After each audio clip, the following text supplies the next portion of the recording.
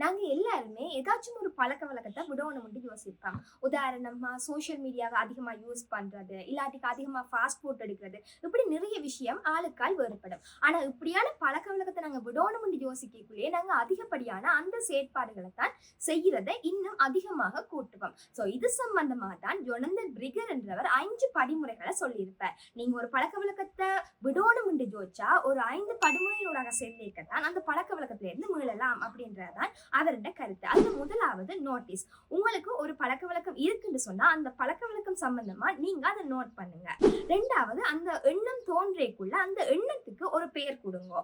மூன்றாவது விஷயம், அந்த பழக்க வழக்கம் உங்கள்கிட்ட இருக்குன்னு சொன்னா முதல் அக்செப்ட் பண்ணுங்க, எனக்கு இந்த பழக்க வழக்கம் இருக்குது அப்படின்றத. நாலாவது, உங்களை நீங்களே அன்பா பாருங்க.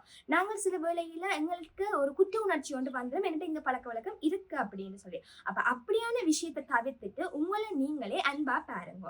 அஞ்சாவது விஷயம், அந்த எண்ணத்தை அதன் பாக்கலையே போக விடுங்க. ஏன்னா எண்ணங்கள் எங்களுக்கு தோன்றது யதார்த்தம். அந்த தோன்ற எண்ணத்தை நாங்க நடைமுறைக்கு கொண்டு வராம பாக்குறது தான் எங்களோட முக்கியமான எண்ணமா இருக்க வேண்டும். சோ எங்களோட எண்ணங்கள் தோன்றதை எங்களால தடுக்க இயலாது. ஆனா அந்த எண்ணங்கள் எங்களை கட்டுப்படுத்தாம இருக்கிறத நாங்கள் பார்த்து கொள்ளலாம்.